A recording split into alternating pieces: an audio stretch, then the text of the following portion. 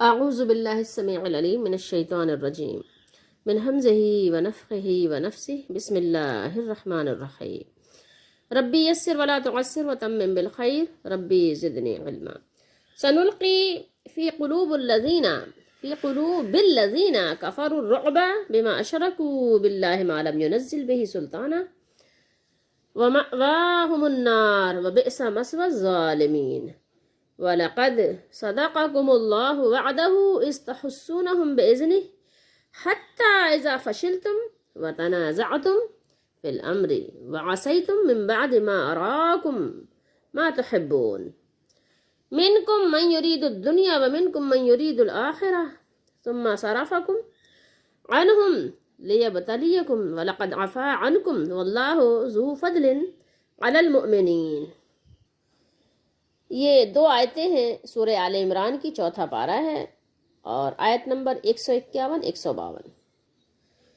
ترجمہ ہمارے سامنے کنز الایمان ہے۔ کوئی دم جاتا ہے کہ آپ ترجمہ کیجئے ان قریب ہم کافروں کے دلوں میں روب ڈالیں گے، ٹھیک ہے، کہ انہوں نے اللہ کا شریک ٹھہرایا، ٹھیک ہے۔ وجہ کیا ہے، ریزن کیا ہے؟ اس لیے کہ انہوں نے اللہ کا شریک ٹھہرایا۔ تو جو مشرک ہوتا ہے وہ بڑا کمزور دل ہوتا ہے، بہادر نہیں ہوتا، وہ چیزوں پہ بھروسہ کرتا ہے، وہ لاؤ لشکر پہ بھروسہ کرتا ہے، اندر سے بہت کھوکھلا ہوتا ہے۔ انہوں نے اللہ کا شریک ٹھہرایا جس پر اس نے کوئی یہاں ترجمہ ہے سمجھ نہیں اتاری، کوئی دلیل نہیں اتاری، کوئی سلطان نہیں نازل فرمایا اللہ تعالیٰ نے، جس کے بارے میں کوئی دلیل کوئی برہان نہیں ہے، تو وہ کام وہ کر رہے ہیں، ٹھیک ہے۔ اور ان کا ٹھکانہ دوزخ ہے، اور کیا برا ٹھکانہ ہے، بئسا، برا، ٹھیک ہے، مسوا ظالموں کے لیے، نا انصافوں کا برا ٹھکانہ ہے، ظالموں کا، ٹھیک ہے۔ وہ جو مشرک ہیں ان کا برا ٹھکانہ ہے، جو کافر ہیں ان کا برا ٹھکانہ ہے۔ اور بے شک قد ہے، قد کے ساتھ لام بھی ہے، تحقیق برائے تحقیق، ٹھیک ہے۔ اور بے شک اللہ نے تمہیں سچ کر دکھایا اپنا وعدہ جبکہ تم اس کے حکم سے کافروں کو قتل کرتے تھے، ٹھیک ہے۔ یہاں تک کہ جب تم نے بزدلی کی، یہ احد کے صحابہ رضی اللہ تعالیٰ عنہم کے بارے میں ہے کہ جب تم نے بزدلی کی، اس کی ہم تفسیر پڑھ لیں گے، اور حکم میں جھگڑا ڈالا، وہ جہاں نبی کریم صلی اللہ علیہ وسلم نے 40 صحابہ کو مقرر فرمایا تھا تو اختلاف ہو گیا تھا، تو یہ وہ بات ہو رہی ہے۔ تو یہ احمد رضا کا ترجمہ ہے، اور حکم میں جھگڑا ڈالا، ٹھیک ہے، تم نے بزدلی کی کہہ رہے ہیں، اور حکم میں جھگڑا ڈالا ترجمے میں، اور نافرمانی کی، ٹھیک ہے، فی الامر وعصیتم، بعد اس کے کہ اللہ تمہیں دکھا چکا تمہاری خوشی کی بات، یعنی فتح تم نے دیکھ لی تھی، کامیابی دیکھ لی تھی کہ مسلمان کامیاب ہو گئے ہیں اور کافر ناکام ہو گئے ہیں۔ ما تحبون، یعنی تمہاری پسند کی جو بات تھی، یعنی فتح اور کامیابی، وہ تم کو نظر آ گئی تھی۔ تم میں کوئی دنیا چاہتا تھا، منکم من یرید الدنیا، ٹھیک ہے، تم میں کوئی دنیا چاہتا تھا، کیا وہ مال غنیمت کی بات ہو رہی ہے، اور تم میں کوئی آخرت چاہتا تھا، کچھ لوگ کہتے نہیں کوئی بھی حال ہو ہم یہیں کھڑے رہیں گے، ومنکم من یرید الآخرہ، ٹھیک ہے۔ پھر تمہارا منہ ان سے پھیر دیا کہ تمہیں آزمائے، اور بے شک اس نے تمہیں معاف کر دیا۔ اب کوئی ہے بولنے والا، کوئی اس پہ تبصرہ کرنے والا ہے؟ اللہ نے تو معاف کر دیا۔ کیا فرمایا اللہ نے؟ تحقیق کے ساتھ اللہ نے بات بیان فرمائی، وَلَقَدْ عَفَا عَنْكُمْ، جتنے بھی تھے اللہ تعالیٰ نے سب کو معاف کر دیا، سب کو اللہ تعالیٰ نے معافی کی خوشخبری سنا دی، معافی کی ڈگری دے دی۔ اب بتاؤ اب کیا کرو گے، اب بولو جو بولنا ہے۔ اور بے شک اس نے تمہیں معاف کر دیا، اور اللہ مسلمانوں پر فضل کرتا ہے، اور مومنین پر اللہ تعالیٰ کا خاص فضل ہے، ذو فضل علی المؤمنین۔ یہ آیت مبارکہ پچھلی آیت سے کیا تعلق رکھتی ہے، کیا ربط ہے؟ ربط آیات سابقہ آیت میں اللہ تعالیٰ کا کیا بیان ہوا تھا؟ اللہ تعالیٰ نے بیان فرمایا تھا کہ بل اللہ مولاکم، یہاں یہ بیان ہوا تھا نا، یعنی اللہ تعالیٰ کیا ہے؟ ناصرین ہے، ٹھیک ہے، بہترین مدد کرنے والوں میں سے کوئی بھی جو مدد کر سکتا ہے دنیاوی اعتبار سے بھی، ٹھیک ہے، دنیاوی جو جائز امور ہیں ان میں بھی جو مدد کر سکتا ہے، ان میں سب سے بہترین مدد کس کی ہے؟ اللہ کی ہے۔ تو اس آیت میں یعنی اللہ تعالیٰ نے یہاں بیان کیا کہ اللہ تعالیٰ کیا ہے، ناصر ہے، مددگار ہے. تو اس میں یہاں یہ بات مذکور ہے، ٹھیک ہے، کہ اللہ کا ناصر و مددگار ہونا پچھلی آیت میں مذکور. اس جو آگے آیت ہے، ان آیات میں نصرت الہی کے کچھ اللہ تعالیٰ نے واقعات ذکر فرمائے ہیں، ٹھیک ہے، کہ اللہ کی مدد آتی کن لوگوں پر ہے. ابھی ہم ڈال دیں گے یا ابھی ہم ڈالے دیتے ہیں رعب، ہیبت کافروں کے دلوں میں، اس وجہ سے کہ انہوں نے اللہ کا شریک ایک ایسی چیز کو ٹھہرایا جس کی قابل شرکت ہونے پر اللہ تعالیٰ نے کوئی دلیل نازل نہیں فرمائی. نہ ہی لفظوں میں کوئی ایسی دلیل ہے، نہ صراحتاً کوئی دلیل ہے، اور نہ معنوی اعتبار سے، یعنی ایسی کوئی دلیل جس کا شریعت میں اس میں تمام دلائل عقلیہ قطعیہ داخل ہو گئے. یہاں آپ یہ سمجھیے مطلب کیا ہے، یہاں پر معنی کیا ہے، وہ یہ ہے کہ ویسے تو آپ دیکھیں گے تو ہر ہی مطلب ناسمجھ یا ہر جاہل اپنی کوئی نہ کوئی دلیل کیا کرتا ہے، پیش کر دیتا ہے، ٹھیک ہے، ہر چیز کے بارے میں ایک دلیل پیش کر دے گا وہ. اب وہ دلیل قرآن و حدیث کے مطابق ہے یا خلاف ہے، اس سے اس کو کوئی سروکار نہیں ہے. اب ایک صاحب کا میں نے سنا کہ وہ کیا دلیل پیش کر رہے تھے، غیر اللہ کی یعنی جو نظر و نیاز ہوتی ہے اس پر وہ دلیل انہوں نے کیا پیش کیا کہ دیکھو غیر اللہ کی نظر و نیاز. تو ان صاحب نے دلیل کیا پیش کی، دیکھو قرآن مجید کی جتنی بھی آیات ہیں سب غیر اللہ کے نام پر ہیں. سورہ آل عمران کو بتایا کہ دیکھو 200 آیات پہ مشتمل یہ سورہ ہے اور اس پہ یہ غیر اللہ کے نام سے منسوب ہے. اب ذرا آپ عقل دیکھیں کہ انہوں نے کہاں سے دلیل پکڑی. سورہ بقرہ کہہ رہے دیکھو ایک جانور کے نام پر ہے، اسی طریقے سے انہوں نے سورہ نساء دیکھو کرنے کا عورتوں کے نام پر ہے. تو انہوں نے اس سے دلیل پکڑ لی، یعنی غیر اللہ سے اگر مدد مانگنا یا غیر اللہ کی نظر و نیاز کرنا شرک ہوتا تو پورا قرآن غیر اللہ کے نام پر ہے. نعوذ باللہ استغفر اللہ، اس طرح انہوں نے دلیل پکڑ لی. اب آپ بتائیے کہ شرعی حیثیت ہے اس دلیل کی کوئی؟ خود سوچئے کہ کیا کوئی حیثیت ہے؟ یہ نام تو اللہ نے رکھے ہیں، اللہ کے نبی صلی اللہ علیہ وسلم نے کس کے بتائش رکھے ہیں؟ ظاہر ہے کہ اللہ کی مرضی سے رکھے ہیں. نبی کریم صلی اللہ علیہ وسلم بھائی اس سورہ کا یہ نام ہے، اس سورہ کا یہ نام ہے. تو کیا صحابہ کرام کو اس بات کی سمجھ نہیں آئی کہ غیر اللہ کے نام پر قرآن کی سورتوں کا نام ہے تو ہم بھی یعنی اپنی ہر چیز کا نام غیر اللہ کے نام منسوب کر دیں تو کوئی فرق نہیں پڑتا؟ مطلب آپ ذرا تصور کریں. تو دلیل پیش کر دینا مقصد نہیں ہوتا، دلیل کا حق ہونا مقصد ہوتا ہے کہ دلیل یہ شریعت کے مطابق ہے یا ایسی الٹپ الاؤ دکاؤ باتیں جیسے کرتے ہیں بے وقوف لوگ، وہ بات ہے، ٹھیک ہے. تو کوئی قابل اعتبار دلیل ان کے پاس نہیں ہے اور ان کی جگہ جہنم ہے، ان کا ٹھکانہ جہنم ہے اور وہ بہت بری جگہ ہے ظالموں کی جہاں وہ ٹھہرائے جائیں گے. آئیے حدیث نمبر دیکھیے پہلے، اس کے بعد پھر انشاءاللہ تعالی ہم تفسیر پڑھیں گے.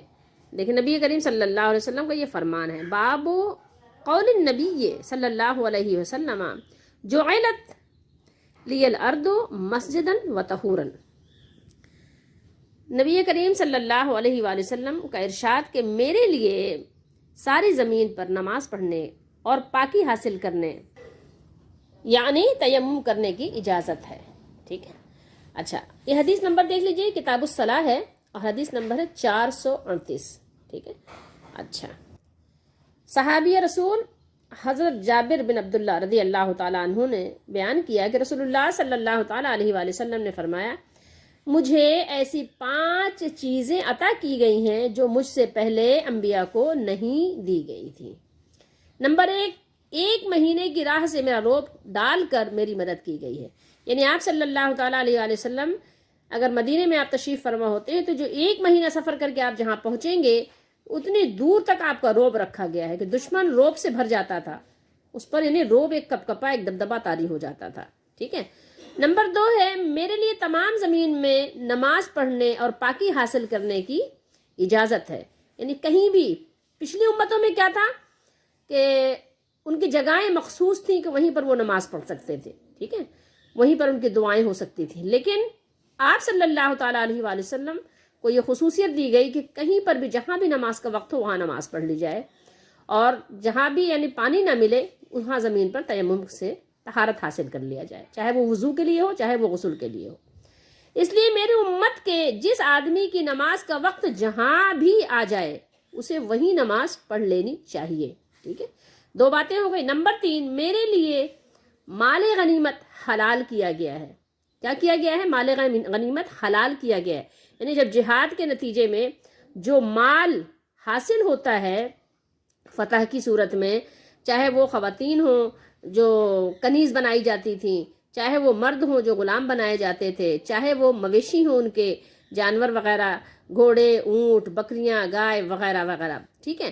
اسی طریقے سے ان کے جو کپڑے وغیرہ، جو بھی چیز یعنی مال غنیمت میں سونا چاندی ہیرے جواہرات جو بھی حاصل ہو، سب کیا تھا؟ سپاہیوں میں تقسیم ہوتا تھا اور اس کو استعمال کرنے کی اجازت تھی. استعمال کریں، کھائیں پئیں، پہنے اوڑھیں، خدمت لیں، یہ حلال تھا. پچھلی امتوں میں کیا تھا؟ نہیں تھا. پچھلے امتوں میں یہ تھا کہ ایک جگہ سارا جمع کر دیا جاتا تھا، پھر آسمان سے آگ آتی تھی اور اسے کھا جاتی تھی. تو یہ ہوتا تھا کہ بھائی یہ قبول کر لیا گیا، قبول ہو گیا. آگ کا کھا جانا قبولیت کی علامت ہوا کرتا تھا. ٹھیک ہے، تو یہ تیسری بات ہوگی. اس امت پر اللہ تعالیٰ نے یہ فضل کیا، بلکہ آپ صلی اللہ علیہ وسلم نے یہ بھی فرمایا کہ میری روزی تلوار کے سائے تلے ہے، اور ایک حدیث یہ بھی ہے جنت تلواروں کے سائے میں ہے. نمبر 4، پہلے انبیاء خاص اپنی قوموں کی ہدایت کے لیے بھیجے جاتے تھے. یعنی ایک نبی ایک خاص مخصوص طبقہ، مخصوص علاقہ، اس کے لیے نبی علیہ السلام تشریف لاتے تھے. ٹھیک ہے، ایک طبقے کے لیے آتے تھے. اور آپ صلی اللہ تعالیٰ علیہ وآلہ وسلم کے بارے میں کیا خصوصیت ہے؟ لیکن مجھے دنیا کے تمام انسانوں کی ہدایت کے لیے بھیجا گیا ہے. ٹھیک ہے، چوتھی چیز ہو گئی، یہ آپ صلی اللہ علیہ وسلم کی خصوصیات میں سے ہے. نمبر 5، مجھے شفاعت عطا کی گئی ہے. مجھے شفاعت عطا کی گئی ہے. آپ صلی اللہ تعالیٰ علیہ وآلہ وسلم اپنی امت کی شفاعت فرمائیں گے اللہ کے اذن سے. من ذا الذی یشفع عندہ الا باذنہ، اللہ کی اجازت سے. اللہ کی اجازت سے اس لیے کہ اللہ تعالیٰ جس کے لیے کہے گا کہ آپ فلاں فلاں کی، فلاں فلاں گروہ کی، فلاں فلاں لوگوں کی آپ شفاعت کیجئے، اس کی آپ شفاعت کریں گے. جتنے لوگوں کے لیے حکم ہوگا اتنے لوگوں کے لیے کریں گے. جس کو اللہ تعالیٰ پسند فرمائے گا اس کے لیے آپ شفاعت کریں گے. جس کو اللہ تعالیٰ اپنے دربار سے دھتکار دے گا اس کے لیے شفاعت کی اجازت بھی نہیں ہوگی. یہ بات بھی ذہن میں رکھنا چاہیے اور رکھا کریں. تو یہ میں نے آپ کو احادیث مبارکہ دکھائی بخاری شریف کی. اب آگے چلتے ہیں تفسیر کی طرف. تو یہاں پر اللہ تعالیٰ نے مومنوں کو بشارت بھی سنائی ہے.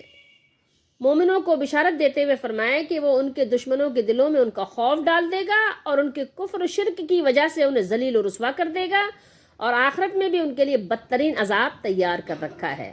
ٹھیک ہے، ہم عنقریب کافروں کے دلوں میں تمہارا رعب بٹھا دیں گے، کیونکہ یہ اللہ کے ساتھ شرک کرتے ہیں جس کی اس نے کوئی بھی دلیل نازل نہیں کی، اور ان کا ٹھکانہ دوزخ ہے اور وہ ظالموں کا بہت برا ٹھکانہ ہے.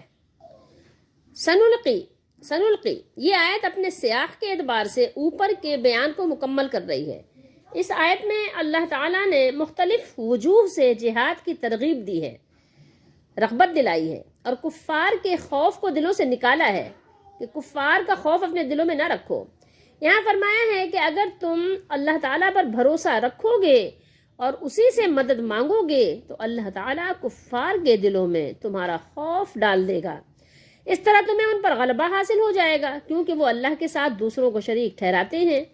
ٹھیک ہے، اب وہ تو ان کے تو بہت سارے ٹھکانے ہیں، کبھی یہاں مانگ رہے ہیں، کبھی وہاں مانگ رہے ہیں، کبھی یہاں جا رہے ہیں، کبھی وہاں جا رہے ہیں، در در کے بھکاری اور در در کے پجاری. اور تمہارا تو کیا معاملہ ہے؟ تمہارا معاملہ تو ایک اللہ، ہر جگہ اسی کو پکارنا ہے، ہر جگہ اسی سے مدد مانگنا ہے. ٹھیک ہے، اللہ نے ایسی عزت دی ہے کہ کہیں پہ اور سر جھکانا ہی نہیں ہے.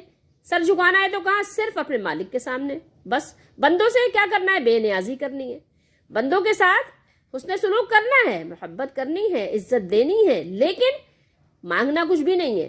مانگنا کسی سے کچھ بھی نہیں ہے سوائے اللہ کے. سر کہیں نہیں جھکانا.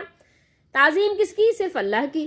تو یہاں پر یہ بات اللہ تعالیٰ نے مومنوں کو بتائی کہ یعنی مومن جو ہے وہ شریک نہیں ٹھہراتا اللہ کا، اور جو دوسرے ہیں اس کے علاوہ وہ کیا کرتے ہیں؟ وہ جگہ جگہ یعنی فقیر بنے ہوئے در در کے. تو لہٰذا بما اشرکو میں برائے سببیت ہے. سببیت، سبب کیا ہے؟ عبدالسلام بن محمد نے لکھا ہے کہ شاہ عبد القادر رحمہم اللہ فرماتے ہیں کہ مشرک اللہ تعالیٰ کے چور ہیں، اور چور کے دل میں کیا ہوتا ہے؟ ڈر ہوتا ہے. چنانچہ اللہ تعالیٰ کا یہ وعدہ سچا ہوا اور کافر احد میں باوجود غالب ہونے کے چپکے سے میدان چھوڑ کر بھاگ گئے. اب آئیے ہم آپ کو انہی کی تھوڑی سی تفسیر دکھاتے ہیں. حاشیہ نمبر دیکھیے 163 ہے، اور یہاں بھی ہم آپ کو دکھاتے ہیں یہ حاشیہ نمبر 163. کہہ رہے ہیں اس کا مظاہرہ جنگ احد میں ہی ہو گیا. کفار نے پلٹ کر کیا کیا، پیچھے سے حملہ کر کے مسلمانوں کو سراسیمہ کر دیا تھا. ٹھیک ہے، یعنی ایک طرح سے وہ مسلمانوں کو سہم گئے تھے، وہ اس سراسیمہ کر، ان کی صفیں درہم برہم ہو گئی تھیں مسلمانوں کی، اور ان کی کثیر تعداد شہید اور فوج کا بیشتر حصہ بری طرح زخمی ہو چکا تھا. اگر وہ اس وقت مدینے پر یلغار کرتے تو ظاہری حالات ایسے تھے کہ شاید انہیں کسی قابل ذکر مزاحمت کا سامنا نہ کرنا پڑتا. سامنا کیوں نہ کرنا پڑتا، اس کی وجہ بھی آگے انہوں نے بتائی ہے. لیکن اللہ تعالیٰ نے ان کے دلوں کو اتنا مرعوب یعنی رعب سے بھر دیا اور خوفزدہ کر دیا کہ انہوں نے وہ مہم جس کو پائے تکمیل تک پہنچانے کے لیے وہ پورے طمطراق سے آئے تھے اور اپنی عورتوں کو بھی ساتھ لے کر آئے تھے، ساتھ لائے تھے، اس کو نامکمل چھوڑ کر واپس ہونے میں ہی اپنی عافیت سمجھی. راستے میں انہیں اپنی اس غلطی کا احساس بھی ہوا کہ وہ اپنے کام کو ادھورا چھوڑ کر جا رہے ہیں. چنانچہ انہوں نے واپسی کا قصد بھی کیا، لیکن ہمت نے جواب دے دیا.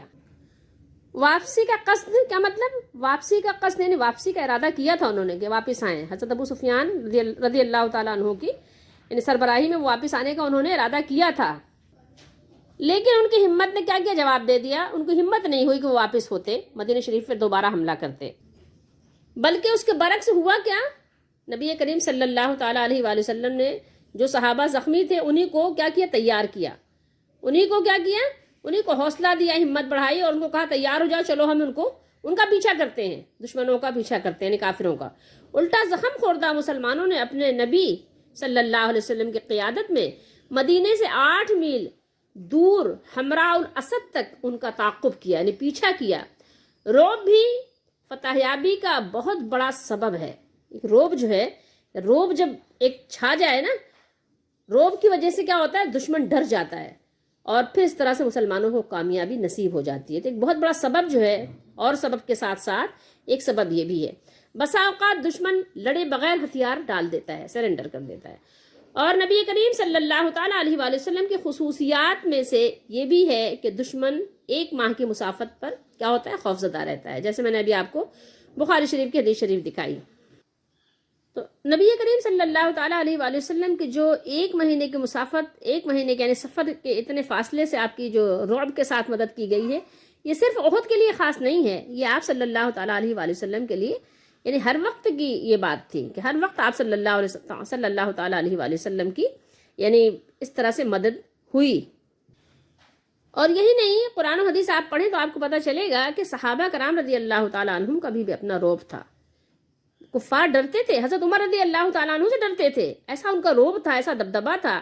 حالانکہ کیا ہے، وہ زمین پر قیلولہ کر لیتے تھے، زمین پر لیٹ جاتے تھے، کوئی دربان نہیں تھا، کوئی چوکیدار نہیں تھا، کوئی گارڈ نہیں تھا آپ کا، لیکن یہ ہے کہ ایک رعب تھا حضرت عمر رضی اللہ تعالیٰ. آپ پڑھیں صحابہ کرام کا ایک رعب تھا، خلفائے راشدین کا ایک رعب تھا. اور رعب کی وجہ بھی ہے کہ وہ اللہ کے سوا کسی سے ڈرتے نہیں تھے. ان کا اپنا سارا کچھ بھروسہ اللہ ہی پر تھا، اللہ ہی سے مانگنا، اللہ ہی سے رونا، اللہ ہی سے ڈرنا، اللہ ہی سے مدد طلب کرنا، اللہ تعالیٰ ہی کے در پہ پڑے رہنا. ان کا سارا کچھ انہوں نے اپنے نبی علیہ السلام سے سیکھا بھی یہی تھا اور ان کا عمل بھی یہی تھا. ان کے عمل میں شرک نہیں تھا. ٹھیک ہے، یعنی ان مسلمانوں کا رعب بھی مشرکوں پر اللہ تعالیٰ نے ڈال دیا تھا. ٹھیک ہے، جب مسلمانوں کی بڑی تعداد لا الہ الا اللہ پڑھنے کے باوجود، لا الہ الا اللہ پڑھتی ہے لیکن پھر بھی مشرکانہ عقائد و اعمال میں گرفتار ہو گئی ہے. ٹھیک ہے، آپ اگر دیکھیں گے تو آپ کو اندازہ ہوگا کہ باوجود اس کے کہ وہ لا الہ الا اللہ کہتی ہے لیکن نہیں جانتی کہ لا الہ الا اللہ کیا ہے. ٹھیک ہے، اس کا تقاضا کیا ہے، اس کا معنی مفہوم کیا ہے، اس کا مطلب کیا ہے، جانتی نہیں ہے. محمد الرسول اللہ پڑھنے کے باوجود جانتی نہیں کہ اپنی زبان سے کون سا کلمہ ادا کر رہی ہے. اور اگر آپ چاہیں تو اس کا اندازہ بخوبی لگا سکتے ہیں کہ قرآن و حدیث کی کس طرح مخالفت ہو رہی ہے، اور ظاہر ہے کہ اس کی انہوں نے اپنی دلیل نکال لی ہے.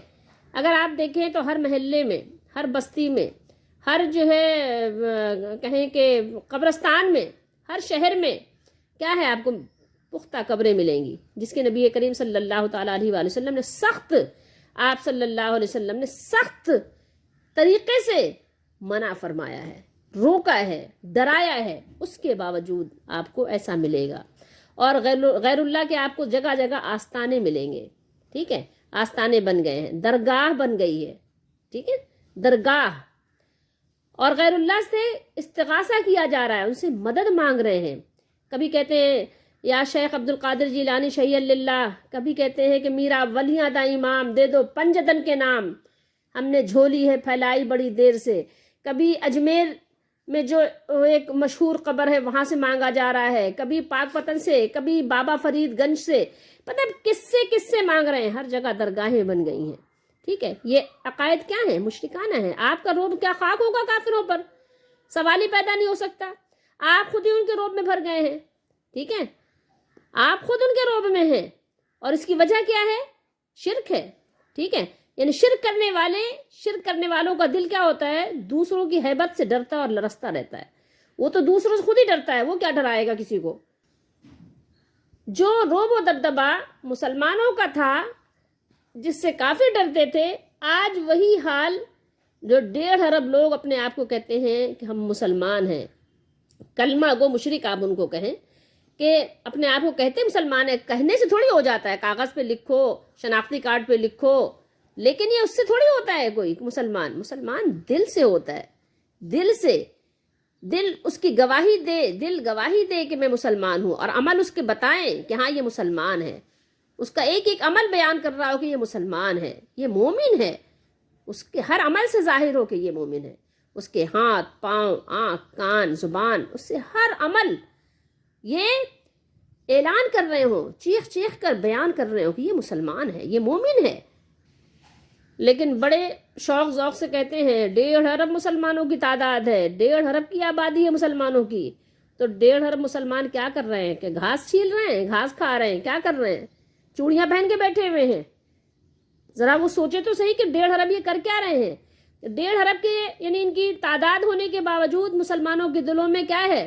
کافروں سے ڈر رہے ہیں، روب زدہ خود ہو گئے ہیں، یہ ان کے اندر خود روب پڑ گیا ہے، ٹھیک ہے. لیکن توحید والے اس روب سے کیا ہے؟ بچے رہتے ہیں، وہ اللہ سے ڈرتے ہیں، وہ ان سب چیزوں کو خاطر میں نہیں لاتے، اور قیامت تک کفار سے وہ کیا کریں گے؟ جہاد اپنا جاری رکھیں گے. وہ کبھی بھی ان سے صلح نہیں کریں گے، اور ان کا روب کفار کے دلوں میں، کفار کے مشرکانہ عقائد و اعمال کی وجہ سے رہے گا. رسول اللہ صلی اللہ تعالیٰ علیہ وآلہ وسلم نے ارشاد فرمایا، یہ دین اسلام ہمیشہ قائم رہے گا. مسلمانوں کی ایک جماعت، ایک گروہ اس پر لڑتی رہے گی حتیٰ کہ قیامت قائم ہو. مسلم شریف کے حدیث شریف ہے یہ. وَلَقَدْ صَدَقَكُمُ اللَّهُ وَعْدَهُ، اللہ تعالیٰ نے فرمایا اور اللہ نے تم سے اپنا وعدہ سچا کر دیا. دن کے پہلے حصے میں کیا ہوا؟ اِسْتَحُسُّونَهُمْ بِإِذْنِهِ، جب تم احد میں کافروں کو اس کے حکم سے قتل کر رہے تھے، اور اللہ تعالیٰ نے تمہیں ان پر غلبہ عطا فرما دیا تھا. حتیٰ اذا فشلتم، کیا فرمایا؟ حتیٰ اذا فشلتم، حتیٰ کہ جب تم نے ہمت ہار دی. ابن جریج کہتے ہیں کہ حضرت ابن عباس رضی اللہ تعالی عنہما نے فرمایا ہے الفشل کے معنی بزدلی کے ہوتے ہیں. وَتَنَازَعْتُمْ کیا فرمایا اللہ تعالیٰ نے؟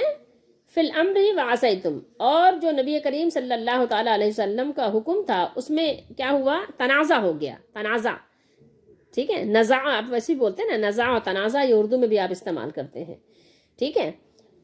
تو جیسا کہ آپ صلی اللہ علیہ وسلم نے جو درہ تھا، درے پر آپ صلی اللہ علیہ وسلم نے جو تیر اندازوں کو مقرر فرمایا تھا، جو وہاں معاملہ پیش آیا تھا. من بعد ما اراکم ما تحبون، یہاں تک کہ تم جو چاہتے تھے اللہ نے تم کو دکھا دیا، اور وہ یہ تھا کہ تمہیں ان کے مقابلے میں کامیابی حاصل ہو. تو کامیابی تمہیں نظر آ گئی. جب تم کو فتح کے آثار نظر آنے لگے اور مشرکین اور ان کی عورتوں نے بھاگنا شروع کر دیا، تو 50 تیر انداز جنہیں آپ صلی اللہ علیہ وسلم نے عبداللہ بن جبیر رضی اللہ تعالیٰ عنہ کی یعنی سربراہی میں ایک پہاڑی پر متعین کیا تھا تاکہ ادھر سے مشرک حملہ آور نہ ہو، انہوں نے مال غنیمت دیکھ کر باہم آپس میں کیا کیا؟ تنازع یعنی شروع ہو گیا. 50 آدمیوں میں سے اکثر آپ صلی اللہ تعالیٰ علیہ وآلہ وسلم کا جو حکم تھا اس کے خلاف یہ کہ آپ وہ نیچے آ گئے، درے سے اتر کے آ گئے. اور آنے کے بعد کیا کیا؟ مال غنیمت کو جمع کرنے لگ گئے. ظاہر جو پھیلی ہوئی چیزیں ہوتی ہیں اس کو سمیٹنے لگ جانا اور اس کو ایک جگہ اکٹھے کرنا، جمع کرنا، یعنی وہ انہوں نے یہ کام شروع کر دیا. اور مشرکین نے جب دیکھا کہ مسلمان یعنی فی الوقت جو ہے اس جگہ پر بھی نہیں ہے، جو ہیں بھی وہ تھوڑے سے مٹھی بھر ہیں، ان کو تو یعنی راستے سے ہٹانا ہمارے لیے مشکل بات نہیں ہے، اور باقی جو ہے یعنی مال غنیمت سمیٹنے میں لگے ہوئے ہیں، تو ہم پیچھے سے حملہ کر دیتے ہیں. ان لوگوں نے وہی کیا، ان کو موقع مل گیا اور مسلمانوں کو بہت بڑا نقصان پھر اٹھانا پڑا. تو اس آیت میں اسی واقعے کی طرف اللہ تعالیٰ نے اشارہ فرمایا ہے. ٹھیک ہے.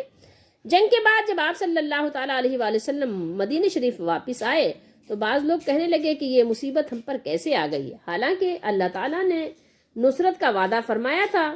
تو اس پر یہ آیت نازل ہوئی کہ اللہ تعالیٰ نے تو اپنا وعدہ پورا کر دیا تھا، پھر جو کچھ ہوا یہ تمہارے ہمت ہارنے اور آپس میں تنازع کرنے کی وجہ سے یہ معاملہ پیش آیا.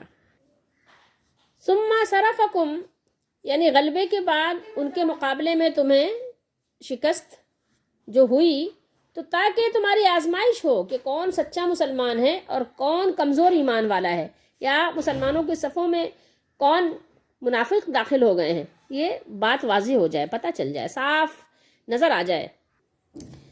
منکم من یرید الدنیا، بعض تو تم میں سے دنیا کے یعنی طالب ہیں، دنیا کو پسند کرنے والے ہیں، یعنی وہ لوگ جو کفار کی شکست دیکھتے ہی مال غنیمت کی طرف راغب ہو گئے. ومنکم من یرید الآخرہ ثم صرفکم عنہم لیبتلیکم ولقد عفا عنکم، اور بعض آخرت کے طالب تھے، اس وقت اللہ نے تم کو ان کے مقابلے سے پھیر کر بھگا دیا تاکہ تمہاری آزمائش کرے، یعنی پھر انہیں تم پر غلبہ عطا کر دیا تاکہ تمہاری آزمائش و امتحان کرے. وَلَقَدْ عَفَا عَنْكُمْ، یعنی اللہ تعالیٰ نے تمہاری اس غلطی کو معاف کر دیا کیونکہ دشمن کی تعداد بھی زیادہ تھی اور اس کے پاس سامان حرب کی جو فراوانی بھی تھی، جبکہ دشمن کے مقابلے میں تمہاری تعداد بھی کم تھی اور تمہارے پاس سامان جنگ کی بھی کمی تھی. اب آئیے ہم آپ کو حدیث شریف بھی دکھا دیتے ہیں. ایک مزید کتاب المغازی ہے، حدیث نمبر ہے 4043. صحابی رسول صلی اللہ علیہ وسلم حضرت براء رضی اللہ تعالیٰ عنہ نے بیان کیا کہ جنگ احد کے موقع پر جب مشرکین سے مقابلے کے لیے ہم پہنچے تو آپ صلی اللہ علیہ وسلم نے تیر اندازوں کا ایک دستہ عبداللہ بن جبیر رضی اللہ تعالیٰ عنہ کی ماتحتی میں یعنی ان کی سپہ سالاری میں پہاڑ پر مقرر فرمایا تھا اور انہیں یہ حکم دیا تھا کہ تم اپنی جگہ سے نہ ہٹنا اس وقت بھی جب تم لوگ دیکھ لو کہ ہم ان پر غالب آ گئے، یعنی ہماری فتح ہو گئی، پھر بھی یہاں سے نہ ہٹنا، یعنی ہر حال میں یہاں پہ چمٹے رہنا، اور اس وقت بھی جب تک دیکھ لو کہ وہ ہم پر غالب آ گئے، یعنی دونوں صورتوں میں ہٹنا نہیں ہے آپ نے. تو تم لوگ ہماری مدد کے لیے نہ آنا، کہ اگر ہمیں یعنی کوئی ضرورت بھی پڑے نئی مزید کمک کی تو پھر بھی نہ آنا. پھر جب ہماری مٹ بھیڑ کفار سے ہوئی تو ان میں بھگدڑ مچ گئی، کفار میں بھگدڑ مچ گئی. ٹھیک ہے. میں نے دیکھا کہ ان کی عورتیں پہاڑیوں پر بڑی تیزی کے ساتھ بھاگی جا رہی تھیں، پنڈلیوں سے اوپر کپڑے اٹھائے ہوئے، جس سے ان کے پازیب دکھائی دے رہے تھے. عبداللہ بن جبیر رضی اللہ تعالیٰ عنہ کے تیر انداز ساتھی کہنے لگے کہ غنیمت غنیمت. اس پر عبداللہ رضی اللہ تعالیٰ عنہ نے ان سے کہا کہ مجھے نبی کریم صلی اللہ تعالیٰ علیہ وآلہ وسلم نے تاکید کی تھی کہ اپنی جگہ سے نہ ہٹنا، اس لیے تم لوگ مال غنیمت لوٹنے نہ جاؤ. لیکن ان کے ساتھیوں نے ان کا حکم ماننے سے انکار کر دیا اور ان کی اس حکم عدولی کے نتیجے میں مسلمانوں کو ہار ہوئی، یعنی شکست ہوئی، اور 70 مسلمان شہید ہو گئے. اس کے بعد ابو سفیان رضی اللہ تعالیٰ عنہ نے پہاڑی پر سے آواز دی، کیا تمہارے ساتھ محمد صلی اللہ علیہ وسلم موجود ہیں؟ تو رسول اللہ صلی اللہ علیہ وسلم نے فرمایا کوئی جواب نہ دے، یعنی جواب مت دینا ان کو. پھر انہوں نے پوچھا کہ کیا تمہارے ساتھ ابن ابی قحافہ موجود ہیں، یعنی ابو بکر صدیق رضی اللہ تعالیٰ عنہ، قحافہ کے بیٹے. تو آپ صلی اللہ علیہ وسلم نے اس کے جواب میں بھی ممانعت فرما دی کہ یعنی جواب مت دینا، خاموش رہو. انہوں نے پوچھا کیا تمہارے ساتھ ابن خطاب رضی اللہ تعالیٰ عنہ موجود ہیں، یعنی حضرت عمر رضی اللہ تعالیٰ عنہ. اس کے بعد وہ کہنے لگے کہ یہ سب قتل کر دیے گئے. جب جواب نہیں ملا نا ان کو، ابو سفیان رضی اللہ تعالیٰ عنہ کو، جو اس وقت تک کیا تھے مسلمانوں کے دشمن تھے، جب جواب نہیں ملا تو انہوں نے کہا دیکھو یہ سب یعنی شہید ہو گئے، اگر زندہ ہوتے تو جواب دیتے۔ اس پر عمر رضی اللہ تعالیٰ عنہ نے کیا ہوا، بے قابو ہو گئے، یعنی جذباتی ہو گئے کہ میں ان کو جواب دوں، اور فرمایا اللہ کے دشمن تو جھوٹا ہے، یعنی یہ سب زندہ ہیں، سب حیات ہیں، اللہ نے ابھی انہیں تمہیں ذلیل کرنے کے لیے باقی رکھا ہے، یعنی ابھی سب یہ حیات ہیں، ان کی حیات اس لیے ہے کہ کافروں کو ذلت رسوائی کا سامنا ہو۔ ابو سفیان نے کہا، حبل ایک بت جو نام تھا اس کا، بلند رہے، یعنی اس کی بڑائی بیان کرنے لگ گیا، ٹھیک ہے۔ رسول اللہ صلی اللہ علیہ وسلم نے فرمایا اس کا جواب دو، اب جواب دو، ٹھیک ہے۔ اب ظاہر ہے ایک غیرت ہو جاتی ہے نا کہ اللہ کے مقابلے میں جب اللہ کا شریک ٹھہرایا جائے تو ظاہر نبی علیہ السلام برداشت نہیں کر سکتے، ٹھیک ہے، سچے مومن برداشت نہیں کر سکتے جو نبی علیہ السلام کے سچے تابع دار ہیں۔ صحابہ رضی اللہ تعالیٰ عنہ نے عرض کیا کہ ہم کیا جواب دیں؟ آپ صلی اللہ علیہ وسلم نے فرمایا کہو اللہ سب سے بلند ہے اور بزرگ و برتر ہے، ٹھیک ہے۔ یہ ہے عربی کے الفاظ کیا ہیں، اجیبوہ، جواب دو ان کو، ان لوگوں کو جواب دو۔ قالو، صحابہ نے کہا، ما نقول، ہم کیا کہیں، ہم کیا جواب میں کہیں؟ قال، آپ صلی اللہ علیہ وسلم نے فرمایا، آپ نے فرمایا کہو قولو اللہ اعلی و اجلو، ٹھیک ہے، اللہ ہے وہ اعلیٰ ہے، وہ بلند ہے، وہ بزرگی والا ہے۔ قال ابو سفیان نے کہا لنا العزا، ہمارے لیے عزا ہے، ولا عزا لکم، تمہارے لیے کوئی عزا نہیں ہے۔ یہ اپنے بت کا نام لیا کہ ہمارا عزا ہے، تمہارے لیے کوئی عزا نہیں ہے۔ تو پھر کیا فرمایا رسول اللہ صلی اللہ علیہ وسلم نے؟ فقال النبی صلی اللہ علیہ وسلم اجیبوہ، اس کو جواب دو۔ قالو ما نقول، ہم کیا جواب دیں؟ صحابہ نے پوچھا یا رسول اللہ ہم کیا جواب دیں ان کو؟ مطلب یہ نہیں کہ اپنی طرف سے الٹا سیدھا جو بھی دل چاہے کہنے لگے، ہم جیسے لوگ ہوتے ہیں نا، لڑائی جھگڑے کے وقت جو جی چاہا بولنا شروع کر دیا، جو منہ میں آیا وہ نکال دیا دشمن کے لیے، نہیں، بلکہ پوچھا یا رسول اللہ ہم کیا کہیں ان کو، اس جواب میں کیا کہیں؟ تو اللہ کے نبی نے فرمایا قولوا اللہ مولانا ولا مولا لکم۔ یہ سورہ محمد میں یہ بھی آیت یہ موجود ہے، ٹھیک ہے، یہ آپ صلی اللہ علیہ وسلم کا قول سورہ محمد میں موجود ہے۔ فرمایا قولوا اللہ مولانا، اللہ مولانا ولا مولا لکم، اللہ ہمارا مولا ہے، اللہ ہمارا مددگار ہے، تمہارا کوئی مولا نہیں ہے۔ تو ابو سفیان نے کہا ہمارے پاس عزا ہے اور تمہارے پاس کوئی عزا نہیں۔ آپ صلی اللہ علیہ وسلم نے فرمایا اس کا جواب دو۔ صحابہ رضی اللہ تعالیٰ عنہ نے عرض کیا کیا جواب دیں؟ آپ صلی اللہ علیہ وسلم نے فرمایا کہو اللہ ہمارا حامی و مددگار ہے، اللہ ہمارا مولا ہے، اور تمہارا کوئی حامی نہیں، تمہارا کوئی مددگار نہیں، تمہارا کوئی مولا نہیں۔ ابو سفیان نے کہا آج کا دن بدر کے دن کا بدلہ ہے، اور لڑائی کی مثال ڈول کی سی ہوتی ہے، ڈول اوپر نیچے ہوتا رہتا ہے نا، ڈول جو آپ بالٹی جو ڈالتے ہیں کنویں میں، کبھی ہمارے ہاتھ میں اور کبھی تمہارے ہاتھ میں، ٹھیک ہے، یعنی کبھی کوئی پانی کھینچ رہا ہے کبھی کوئی پانی کھینچ رہا ہے، کبھی اوپر آ رہی کبھی نیچے جا رہی۔ تم اپنے مقتولین میں کچھ لاشوں کا مسلح کیا ہوا پاؤ گے، میں نے اس کا حکم نہیں دیا تھا لیکن مجھے برا نہیں معلوم ہوا، یعنی لاشوں کا مسلح ہوا، جو کان کاٹ دیا، دل چیر دیا، جیسے حمزہ رضی اللہ تعالیٰ عنہ وغیرہ کا۔ لیکن ابو سفیان کہہ رہے ہیں کہ ہم نے اس کا حکم نہیں دیا تھا، لیکن یہ جو لوگوں نے کر دیا تھا ہم اس کو برا بھی نہیں سمجھ رہے ہیں، ہمیں ناپسند بھی نہیں، کر دیا تو کر دیا، نعوذ باللہ استغفر اللہ۔ تو یہ میں نے آپ کو سنائی حدیث شریف، اللہ کے رسول صلی اللہ تعالیٰ علیہ وآلہ وسلم کی پیاری باتیں اور پیارے صحابہ کا پیارا جو ہے یعنی کلام کا انداز، آپ دیکھیں، خود اپنی نگاہوں سے دیکھیں اور آپ پڑھیں۔ اور ایک حدیث شریف آپ اس کے ساتھ ہی یہ بھی پڑھ لیجئے، آپ کو ہم دکھا دیتے ہیں، 4045 ہے۔ یہ کتنی خوبصورت دیکھیں حدیث ہے اور کتنی خوبصورت صحابہ کی باتیں ہیں، آپ ذرا غور کیجئے۔ یہ عبد الرحمن بن عوف رضی اللہ تعالیٰ عنہ ہیں جو عشر مبشرہ کے صحابی ہیں۔ ان کے پاس کھانا لایا گیا، ان کا روزہ تھا۔ انہوں نے کہا مصعب بن عمیر رضی اللہ تعالیٰ عنہ احد کی جنگ میں شہید کر دیے گئے، وہ مجھ سے افضل اور بہتر تھے، لیکن انہیں جس چادر میں کفن دیا گیا، جس چادر کا کفن دیا گیا وہ اتنی چھوٹی تھی کہ اگر اس سے ان کا سر چھپایا جاتا تو پاؤں کھل جاتا۔ آپ یہ دیکھیے کہ کیا وہ دنیا حاصل کرنا چاہتے تو ان کے پاس دنیا نہیں آتی، لیکن انہوں نے دنیا کو خاطر میں نہیں لائے، ٹھیک ہے، اور اگر پاؤں چھپایا جاتا تو سر کھل جاتا تھا۔ میرا خیال ہے کہ انہوں نے حمزہ رضی اللہ تعالیٰ عنہ کا انعام بھی لیا، ٹھیک ہے، کہا کہ حمزہ رضی اللہ تعالیٰ عنہ بھی اسی جنگ میں شہید کیے گئے، وہ مجھ سے بہتر اور افضل تھے۔ پھر جیسا کہ تم دیکھ رہے ہو ہمارے لیے دنیا میں کشادگی دی گئی، یعنی آج ہمارے پاس دنیا کے بہت سارا سامان ہے، ان کے لیے تو کفن کی چادر بھی اتنی بڑی نہیں تھی کہ پورا جسم ہی چھپ جاتا، یعنی سر چھپایا جاتا تو پاؤں کھل جاتے، پاؤں چھپایا جاتا تو سر کھل جاتا۔ پھر کیا ہوا تھا؟ سر چھپایا گیا تھا، رسول اللہ صلی اللہ علیہ وسلم نے فرمایا سر چھپا دو اور پاؤں پہ اذخر گھاس ڈال دو، وہی ہوا تھا۔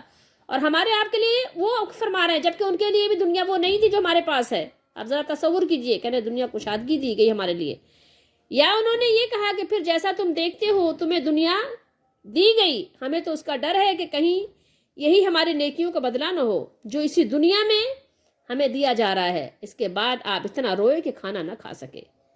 آپ تصور کیجئے کہ کسی مہمان کے گھر اگر آپ جائیں، وہ آپ کو کھانا پیش کرے اور آپ کا نفلی روزہ ہو تو آپ کھانا کھا سکتے ہیں، ٹھیک ہے، لیکن اتنا روئے، اتنا غم سے بھر گئے کہ دنیا، ہمارے پاس دنیا آ گئی ہے، ہمارے پاس یعنی کھانے کے لیے، پیٹ بھر کھانے کے لیے ہمارے پاس سامان مہیا ہو گیا ہے، ہمارے پاس پہننے کے لیے کپڑے ہو گئے، ان کے پاس کفن نہیں تھا، جو کہ بہتر لوگ تھے، بہتر نہیں بہترین لوگ تھے، مجھ سے اور آپ سے تو بہت زیادہ ہی اعلیٰ و افضل لوگ تھے۔ ہمارے پاس دنیا ہے تو ہم دنیا سے خوش ہو جاتے ہیں کہ جی جناب ہم سے اللہ خوش ہے تو جبھی تو ہمیں اتنا دنیا دیا ہے اس نے۔ ذرا غور کیجئے، اپنے طرز عمل پہ غور کیجئے۔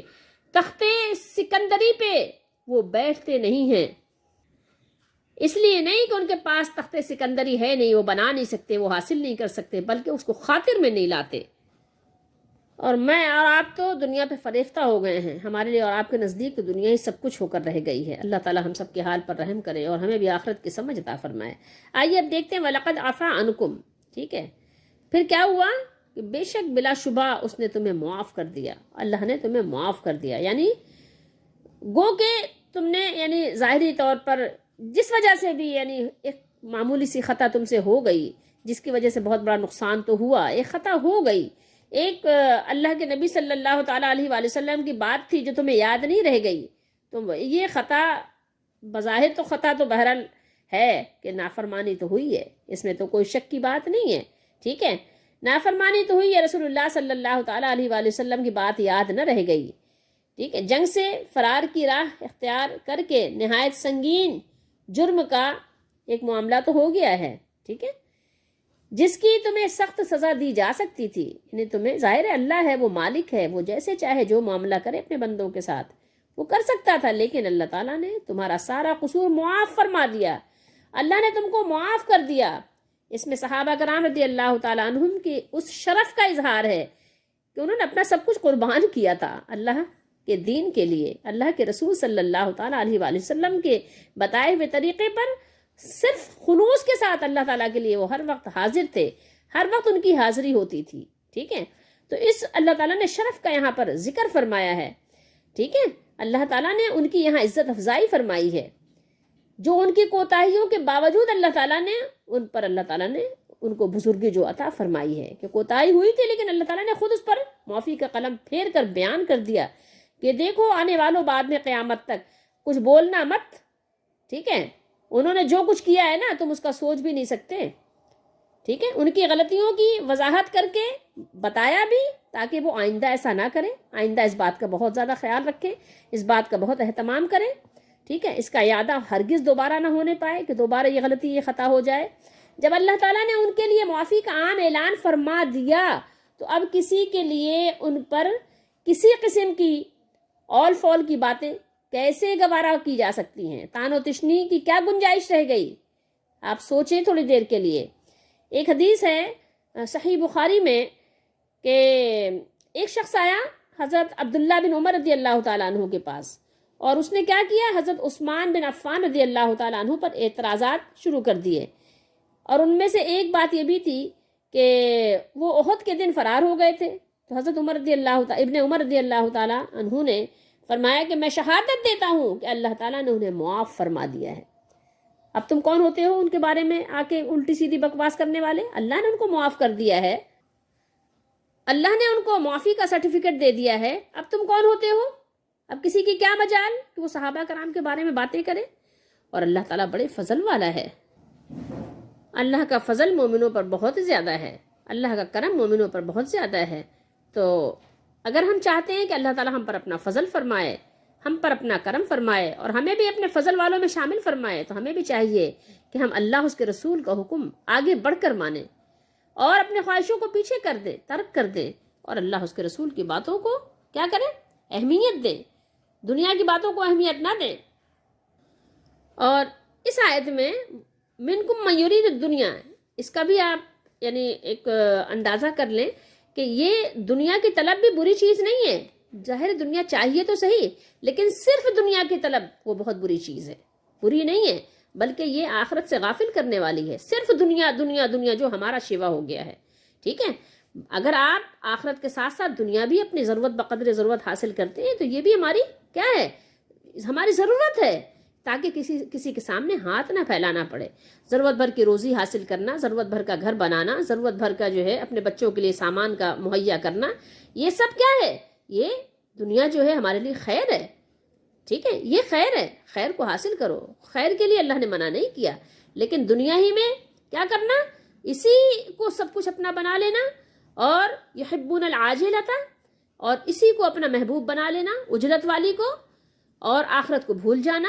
اور اسی کے لیے یعنی مال کی اور کھانے پینے کی اور جو بھی اشیاء ہیں اس کی فکر اور پرواہ بھی نہ کرنا کہ یہ حلال ہے یا حرام ہے، اور اسی میں جوجھے رہنا، یہ اللہ کو سخت ناپسند ہے. اللہ تعالی ہم سب کو آخرت کی فکر کرنے کی توفیق دے، اور دنیا بھی ہمیں بقدر ضرورت دے، اپنے سوا کسی کا محتاج نہ کرے. اور صحابہ کرام رضی اللہ تعالیٰ عنہم کے بارے میں جب بھی ہم بات کریں تو خوبصورت انداز میں بات کریں. ٹھیک ہے، جو کوتاہیاں ان کی اللہ تعالیٰ نے ذکر فرمائی ہیں وہ ٹھیک ہے، اگر پڑھ کر صرف سبق حاصل کرنا ہو تو وہاں تک ٹھیک ہے، پڑھ کر سبق سنانا ہو تو وہاں تک بھی ٹھیک ہے، لیکن یہ جو ان کو خوشخبری سنائی گئی ہے اس پر بھی نظر ہماری رہنی چاہیے. اللہ تعالیٰ ہم سب کو سمجھ عطا فرمائے.